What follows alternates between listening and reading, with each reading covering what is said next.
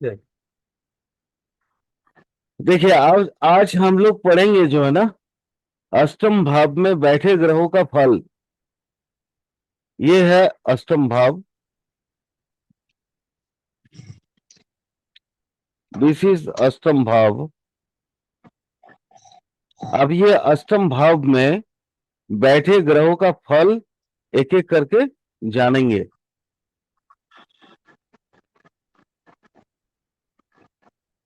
पहला मान लीजिए, इसमें ये अष्टम भाव में सूर्य आ जाए तो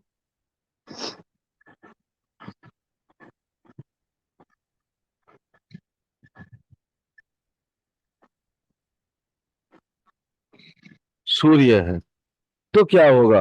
कुछ अंदाजा लगा सकती है? सर इस पे चर्चा हुई थी अपनी पिछले 2 वीडियो पहले। नहीं नहीं, वो तो मैं वो दूसरा बता रहा था। वो तो ग्राहफल नहीं है, बैठे हुए ग्राहफल नहीं था वो। मतलब कई तरीके का चर्चा हुई थी, लेकिन आज बैठे हुए ग्रहों को फल बताना बताना है। सर अच्छा नहीं माना जाएगा सूर्य को यहाँ पे, क्योंकि सूर्य राजा है, उसकी एक चमक है और वो पाताल में चला गया तो उसको वहां पे कोई पूछने वाला नहीं मिलता। लेकिन मैडम, यहाँ पे ये भी एक सूत्र आता है ना, जी। विदेशीय दारान भज्य दात्य वस्तु हो।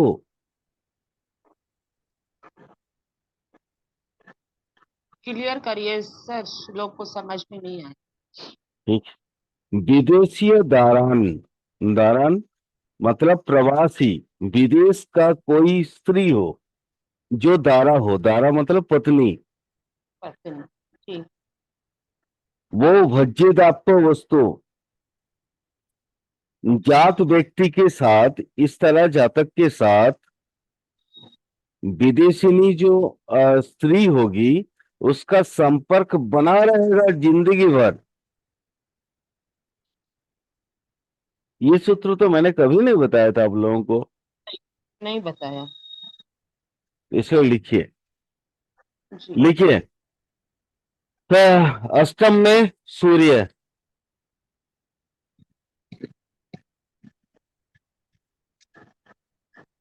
अष्टम में सूर्य,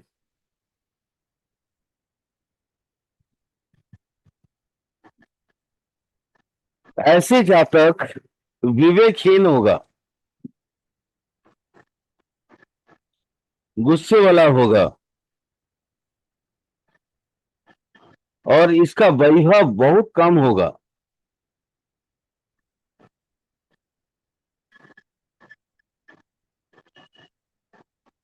क्या कम होगा? वैभव मतलब ऐश्वर्य, वित्त, पैसा। ठीक ठीक।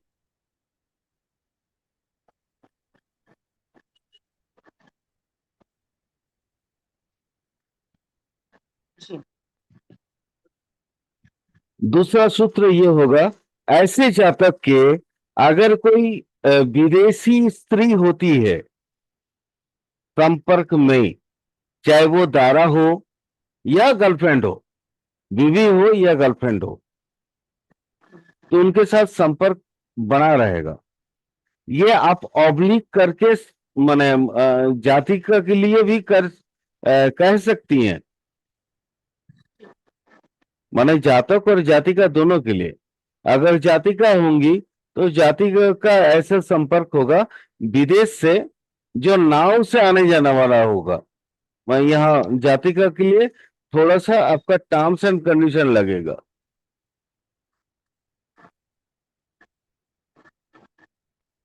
जो नाव से आने जाने वाला है, मान लीजिए जैसे आप यूं समझ लीजिए ना कि कोई गुजरात के पोरबंदर के एरिया में कोई बैठा है, कोई जाति का है, और उसका किसी रिलेशन बाहर का हो गया, समुंदर के उस पार के लोगों के हो गया, तो फिर वो उस पार से आते जाते रहेगा।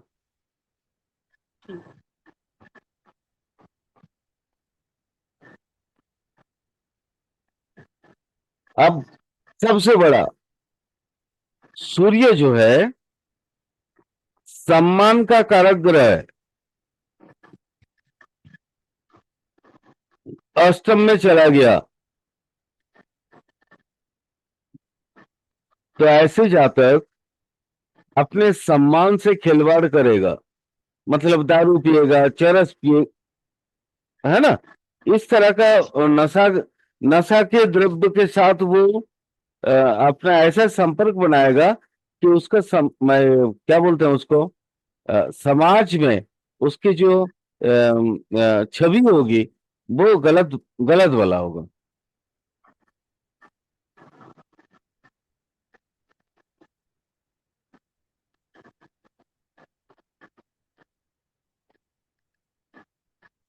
सूर्य तेज है, सूर्य जो है काम वाला होता है, माने काम का उसका आधिक्य बहुत ज्यादा होता है, उसका फोकस एक ही जगह पे होता है कि मैं काम करूं, दिन भर करूं, आत्मा को प्रसन्न कर दूं काम करके।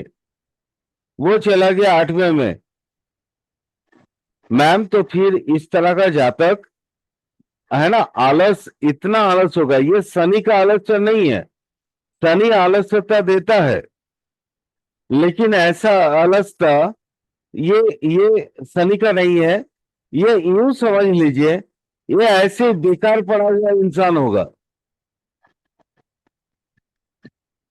सूर्य चला गया अष्टम भाव में, और जिसके कारण ये निर्धन बना रहेगा। निर्धन मतलब जिसके पास पैसा कड़ी कुछ भी नहीं होता है।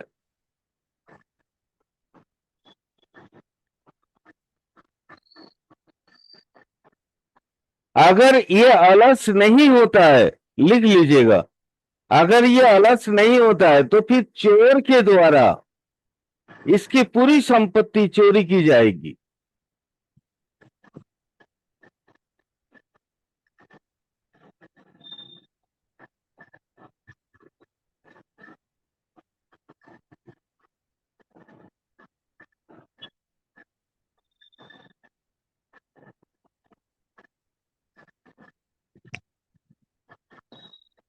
जी अब और क्या होगा, थोड़ा सा और लिखिए।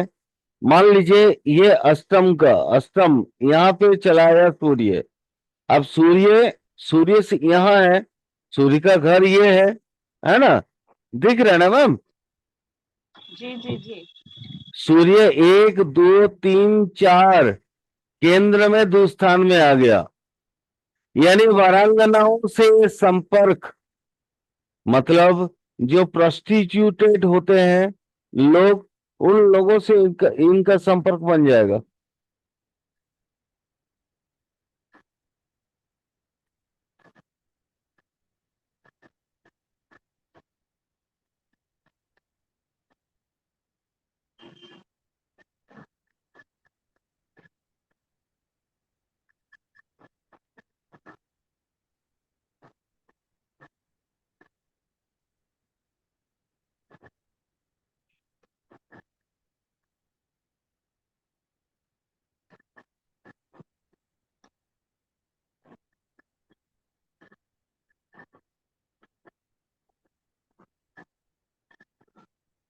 क्यों क्यों होगा ये, बिकॉज ऑफ ये गुज्ज स्थान है,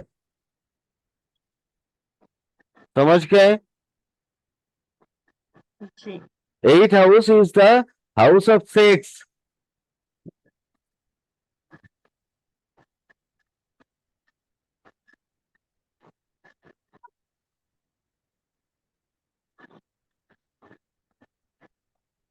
चलिए नॉर्मल रूल है, अब थोड़ा सा एब्सोल्यूट रूल लिखे जाए। अगर सूर्य काफी ताकतवर हो, बलवान हो, और अष्टम में बैठ गया,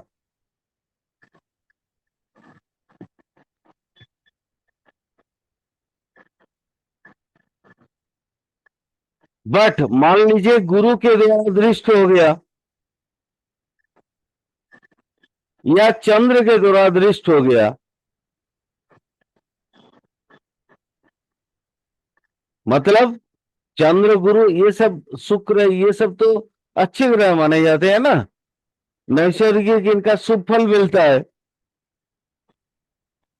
और अथवा अथवा समझ लीजिए, ये अष्टम भाव जो है वो ओरिजिनली हो गया लियो राशि, ये लियो राशि हो गया। तो भी हो सकता है अपना घर में बैठ गया। या मान लीजिए ये आपका एरीज हो गया, है ना, लियो के बजाय ये, यहां से थोड़ा बताते हैं, ये एरीज हो गया। एरीज राशि का मतलब क्या है, ये उसका उच्च जगह है ना, जी एरीज हो गया, तो ये उच्च का जगह पे आ गया, जी है ना, या जी कोई भी जी मित्र ग्रह में आ गया। ठीक। तो फिर ये जितना मैं अभी तक इतना अशुभ फल जो बता रहा था ना मैडम, वो उसमें वो अशुभ फलों में कमी आ जाएगी। यानी वो शुभता में परिवर्तित हो जाएंगे। नहीं नहीं नहीं, शुभता में तो परिवर्तन नहीं होगा, लेकिन अशुभ फल में कमी आएगी। ठीक। वो शुभ फल नहीं देगा मैम, शुभ फल नहीं देगा वो।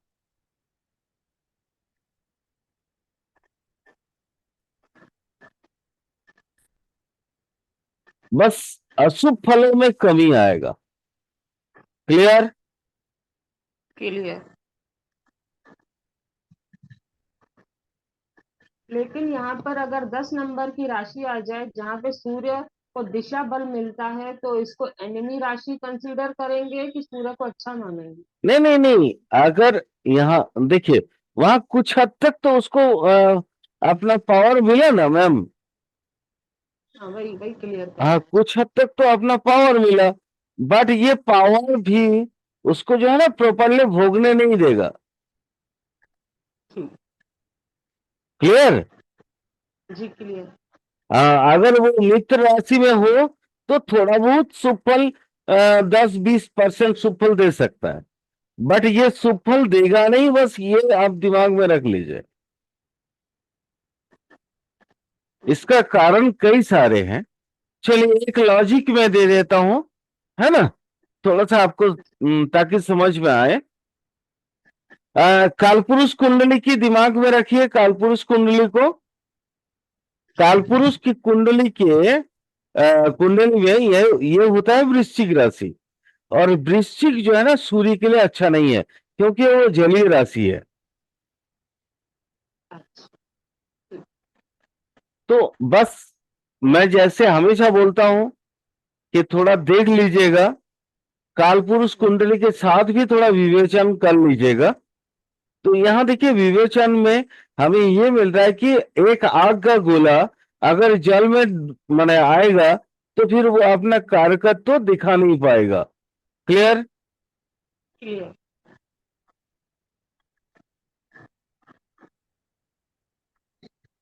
चलिए अब चंद्रमा में चलते हैं। दूसरा,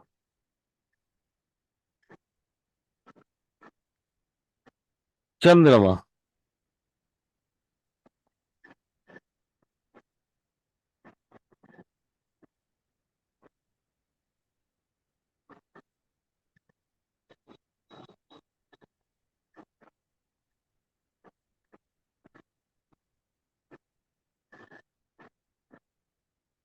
जी सर। चंद्रमा होगा तो बताइए तो। हाँ, चंद्रमा में मैं कुछ स्पेसिफिक है जो आप लोग नहीं जानते हैं, तो मैं कुछ स्पेसिफिक चीज पहले बता देता हूं, उसको थोड़ा नोट नोट कर लीजिए, लिख लीजिए। जी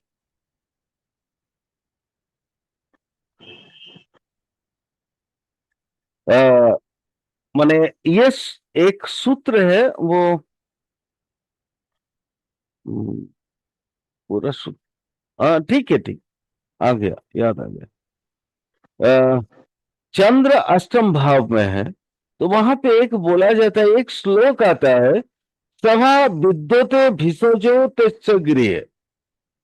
मतलब चंद्रमा अष्टम भाव में आ गया, ऐसे जातक के घर में वैद्यों का सभा लगता है।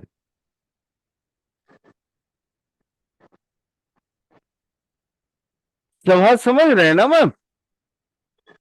जी जी। जहाँ पे बात विचार रखे जाते हैं एक हाँ दूसरे की, ठीक है। जी।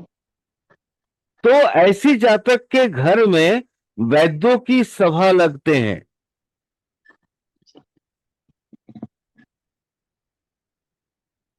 अब यहाँ पे दो प्रकार की इसके अर्थ आ सकते हैं। मैंने ये खाली सूत्र दिया, मैं अपना परिकल्पना नहीं दिया आपको, है ना। अब यहां देखिए, मान लीजिए मेरा घर है और मेरे घर में वैद्यों की सभा लगते हैं। इसके दो आशय हो सकते हैं मैम। पहला, या तो मेरे घर में कोई बीमार होगा, डॉक्टर। अदरवाइज मैं कोई डॉक्टर, कोई वैद्य होऊंगा, तो भी जी तो ये दोनों चीज ही लिखी है। ये सवाल तभी लगता है अगर घर में, मतलब यहाँ कंफ्यूजन है मैम। हम लोग एकदम इस सूत्र से डिटेल नहीं निकल सकते हैं, बट सूत्र तो सूत्र है, क्योंकि हमारे पूर्वजों ने दिया हुआ है ये सूत्र। सूत्र तो मैंने नहीं लिखा ना, सूत्र जी चमत्कार जी। चिंतामणि में लिखा हुआ है। क्या बोले वो? सभा विद्युत भिषजो भिषजो तुष्यगृह। मतलब ऐसे लोगों के घर में भेषज, भेषज मतलब वैद्य, है ना, भेषज बोलते हैं उनको। तो भेषजों का सभा लगता है। इधर वहां घर में कोई बीमार होगा, या तो वो बहुत बड़े पंडित होंगे, भेषज पंडित मतलब वैद्य होंगे, बहुत बड़े डॉक्टर होने के बाद वहां पे घर में सभा लग सकता है। अदरवाइज घर में बहुत कोई बड़ा बीमारी पड़ा हुआ है, तभी जाके अलग अलग जगह से वैद्य या डॉक्टर उनके घर में आते हैं।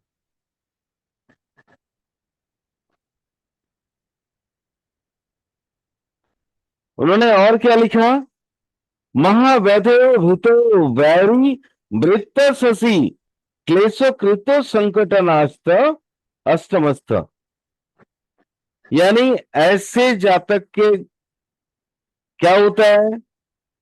ऐसे जातक के क्या होता है? महाव्याधि,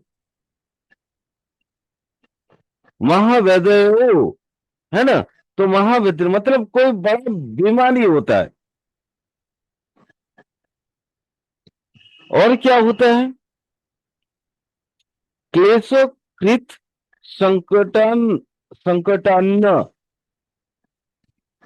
यानी ऐसे जैसे होता है ना ट्यूबरकुलोसिस, तपेदिक बीमारी, तपेदिक बुखार बोल के एक बुखार होता है, मालूम होगा, सुने होंगे जी। जरूर, है ना, हम्म, जो ट्यूबरकुलोसिस से बनता है ना। किसको? उसको बोलते हैं क्षय रोग। नॉर्मल हिंदी में उसको बोलते हैं क्षय रोग। या महाव्याधि कुष्ठ भी हो सकता है, माने स्किन का कोई बहुत बड़ा बीमारी, जैसे सोरियासिस हो गया, लेप्रोसी हो गया, है ना, एक्सट्रीम मैंने एब्सोल्यूट एक्जिमा हो गया, ल्यूकोडर्मा मतलब सेती जिसको बोलते हैं, सफेद दाग, ये सब कुष्ठ में आते हैं। कुष्ठ 8 प्रकार के महाकुष्ठ होते हैं। चमड़ा का कोई भी बीमारी आयुर्वेद और आपके एस्ट्रोलॉजी में कुष्ठ के नाम से जाने जाते हैं। कुष्ठ मतलब हम लोग नॉर्मली गलित कुष्ठ को ही कुष्ठ समझते हैं, माने जिसको लेप्रोसी बोला जाता है अंग्रेजी में। बट कुष्ठ वो नहीं है, कुष्ठ और भी है। अगर चमड़ा में कहीं फोड़ा फुंसी भी निकलता है, वो भी कुष्ठ है। खाली चूंकि भाषा को समझाना चाह रहा हूं मैं आपको, ठीक है। जी।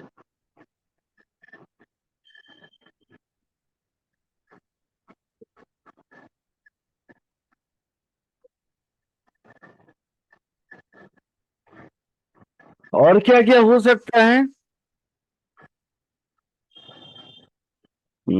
चंद्रमा चला गया वहां पे, मन तो परेशान हाँ, बंधन, दुख, क्योंकि 8 हाउस बंधन का भी है ना मैम, जी कल तो मैंने बताया था आप लोगों को, है ना। जी जी।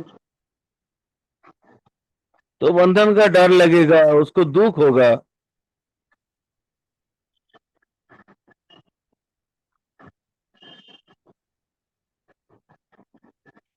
अब आप स्टार मार्क देके लिखिए,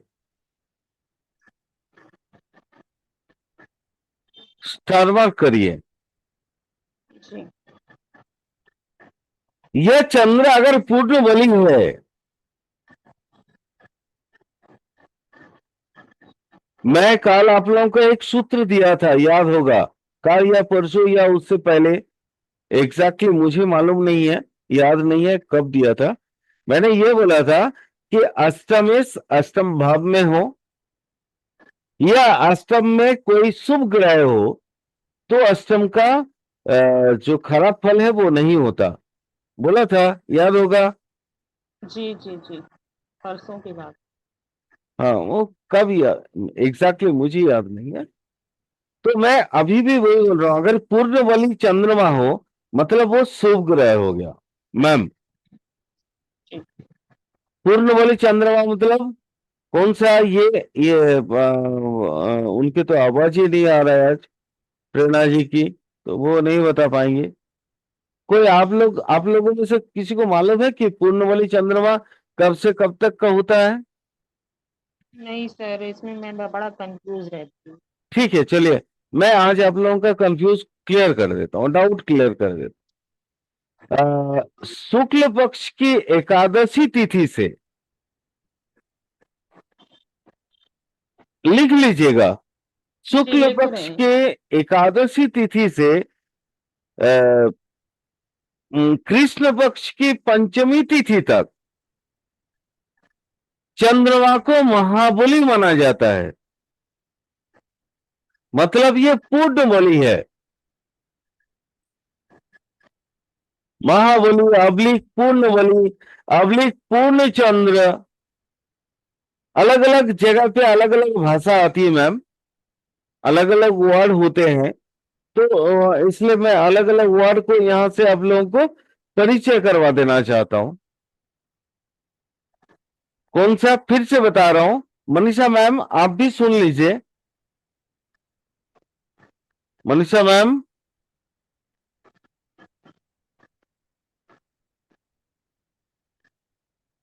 अनम्यूट करिए।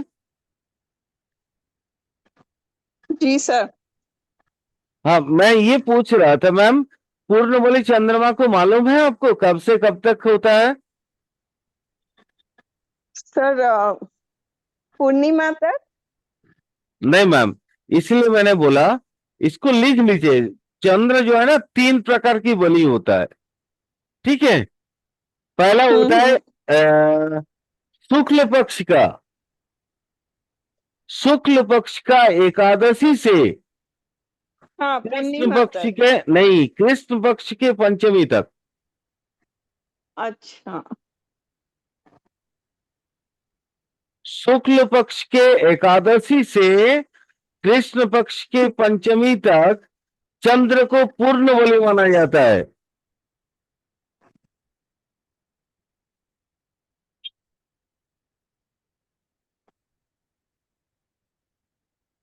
उसके बाद वो होता है मध्यम बलि, 5 दिन तक का। वह छोड़िए, आप उसको नहीं भी लिखिएगा तो मैं अगला जो सूत्र बता रहा हूं वो आपको समझ में आ जाएगा कि चंद्र पाप चंद्र कब होता है।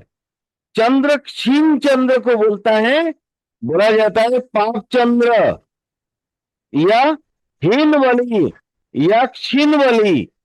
कोई भी वर्ड कोई भी लैंग्वेज आपको कहीं से भी मिल सकता है, क्योंकि हमारे जो गुरुओं ने मैंने इसका कई सारे टर्म यूज किए हैं, छिन्न बलि, हीन बलि, है ना, छिन्न चंद्र,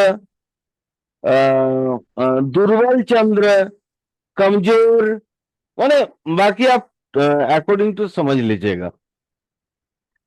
वो होता है मैम कृष्ण पक्ष की एकादशी से लेके शुक्ल पक्ष की पंचमी तिथि तक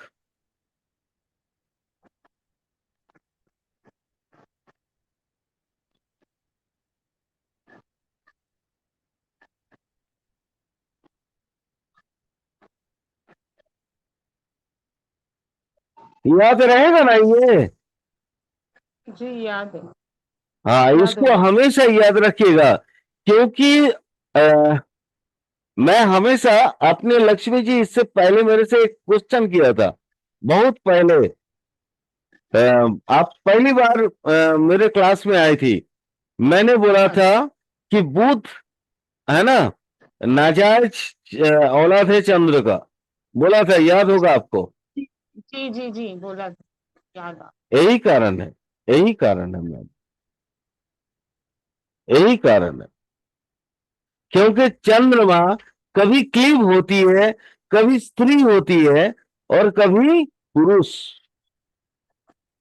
ये डिस्ग्विस्ट होते हैं। सर ये कॉन्सेप्ट बड़ा डेप्थ वाला है, इसको एक दिन क्लियर करिएगा कि चंद्र कब स्त्री होता है कब पुरुष। ये मैंने कहीं पढ़ा था तो मुझे लगा था मैं इसको और डीप में जानूंगी।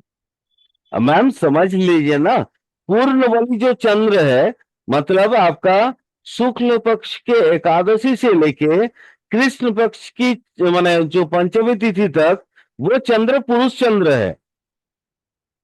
बाकी जो 5 दिन का चंद्र होता है, वो चंद्र होता है क्लिव, ट्रांसजेंडर। अच्छा। और एकादशी, कृष्ण पक्ष की एकादशी से लेके शुक्ल पक्ष की पंचमी तिथि तक यह स्त्री होती है। क्लियर हो गया ना मैम? जी। बहुत इजी है मैम। एक्चुअली जानती है दिक्कत क्या होता है ना, कभी कभी बोलने का मूड नहीं रहता, बस और कुछ नहीं है। ठीक है, बाकी ये तो आप लोग छोड़ के बाकी मेरे सारे स्टूडेंट इस चीज को जानते हैं। आप लोगों ने चूंकि क्लास को उतना अटेंड तो नहीं किया था ना, जी जी। इसीलिए मुझे मैं जब कभी किसी क्लाइंट का कुंडली देखता हूं ना मैम, तो मुझे सिर्फ 2 जगह पे डर लगता है। एक है राहु पे, और दूसरा होता है चंद्र पे। बाकी कोई अपना कोई डिस्टिंग्विश्ड प्लैनेट नहीं होते हैं, माने अपनी चरित्र बदल के छदम बेस लगाने वाले कोई प्लैनेट और नहीं होते हैं। सिर्फ 2 ही होते हैं, वह है राहु केतु, स्वर्ण भानु, और चंद्रमा। सर एक बार रिपीट बोल। करेंगे, ये चंद्र कब स्त्री होता है और पुरुष? हाँ मैम, बोलिए। एक बार रिपीट करेंगे चंद्र का। हाँ हाँ बिल्कुल मैम, मैं आपको बता दे रहा हूं, ये इसके पीछे में बहुत बड़ा उपनिषद में बहुत बड़ा कहानी है। ठीक है, वो कभी समय मिलेगा तो मैं बताऊंगा आप लोगों को। चंद्रमा हाँ। पुरुष जो होता है ना, वो शुक्ल पक्ष की जो एकादशी तिथि से, एकादशी तिथि से कृष्ण पक्ष की पंचमी तिथि तक।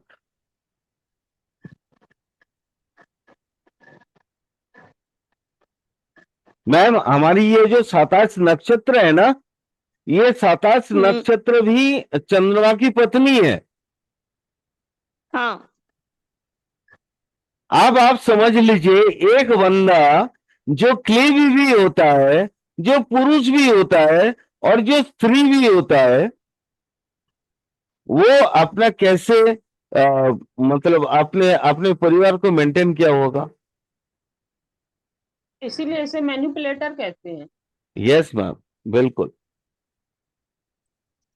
एकदम।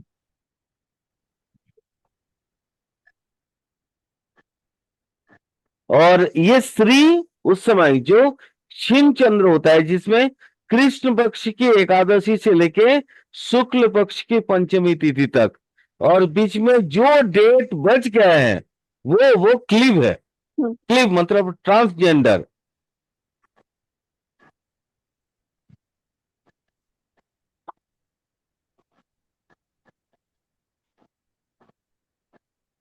इसलिए चंद्रमा को प्रेडिक्ट करना मैम बड़ा मुश्किल होता है, बड़ा मुश्किल। और मैं चाहता हूं आप लोग, अगर मैं थोड़ा बहुत भी प्रेडिक्ट कर पाता हूं, तो आप लोग भी कम से कम मेरे से थोड़ा ज्यादा तो प्रेरित कर सको।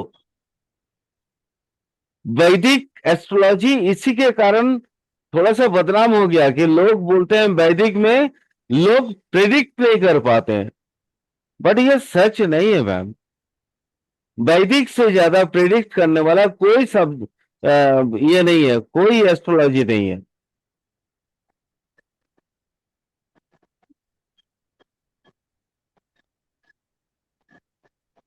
क्या करूं मैं, किससे लड़ाई करूं बोलिए।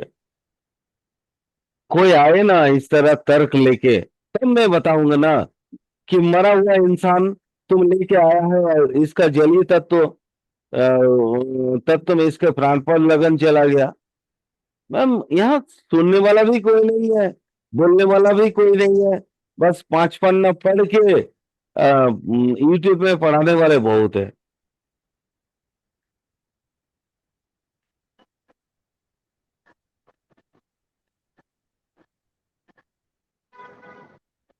क्लियर हो गया ना? जी सर। जी सर। थोड़ा सा आगे और लिखिए। अब मैं और भी थोड़ा सा एडवांस लेवल की बात कर रहा हूँ। अब बेसिक लेवल छोड़ दिया मैंने। जब आप लोगों को इंटरेस्ट आ रहा है तो 1-2 मिनट जो भी टाइम है थोड़ा और एडवांस लेवल की बात करूंगा। अगर पूर्ण बली या अपने घर के चंद्रमा, मतलब अपने घर का मतलब कर्क राशि का चंद्रमा, या गुरु के साथ युति बनाए हुआ चंद्रमा, या गुरु के द्वारा दृष्ट चंद्रमा वो अष्टम भाव में बैठा, तो क्या करेगा जानती है मैम? राजयोग बनाएगा।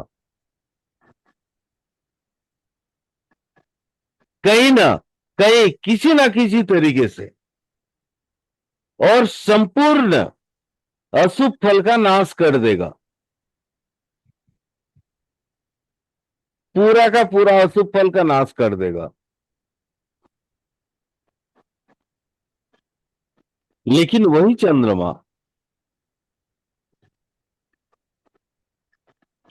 अगर कमजोर हो तो उसको कारावास होगा, रोग उसके लाइफ लॉन्ग उसके सताते रहेंगे, है ना। उसको हर ना हर एक या दूसरे दिन अपने आस पड़ोस के, मतलब उसके जो मित्र परिजन होंगे वहां से सुख मिलेगा, या मेंटली डिस्टरबेंस, और खास करके ऐसे लोगों को महाव्याधि का शिकार होना होता है। मैं सूत्र वही बता रहा था, शुरू में जो सूत्र दिया था, महाव्याधि बड़ा बीमारी का शिकार होना होता है। बट इन सभी से एक एक मैंने कोई 5 या 7 स्टार वाला एक फॉर्मूला दे दे रहा हूं। मैं बोला था कि पूर्णबली चंद्रमा अष्टम में आया तो बहुत अच्छा है, मध्यम बली होगा तो भी अच्छा है, बट क्षीण बली होगा तो फिर बहुत हानिकारक होगा। मतलब पाप चंद्र बहुत हानिकारक है, न्यूट्रल चंद्र जो है ठीक ठाक है ना। बट याद रखिएगा, ठीक ठाक में भी, पूरा ठीक होने के बावजूद भी अगर अष्टम का चंद्र हो तो, चूंकि विषभ माने कालपुरुष कुंडली में जलीय राशि में आता है वृश्चिक राशि, और जलीय राशि का एक तत्व वो जल तत्व, चंद्रमा के भी जल तत्व है, तो कुछ भी हो वो जातक अपना मानसिक डर से निजात नहीं पाएगा, चाहे चंद्रमा कितना हो अच्छा हो। ये लाख करोड़ रुपया की सूत्र दे दिया मैंने। चलिए जल्दी से आइए, अगला क्लास स्टार्ट कर रहे हैं। मैं आइए, समझ में आ गया इस चीज को? जी। मैंने क्या बोला आपको? क्योंकि जल क्या है, जल मैम एक जगह पे नहीं टिकता, नहीं रहता,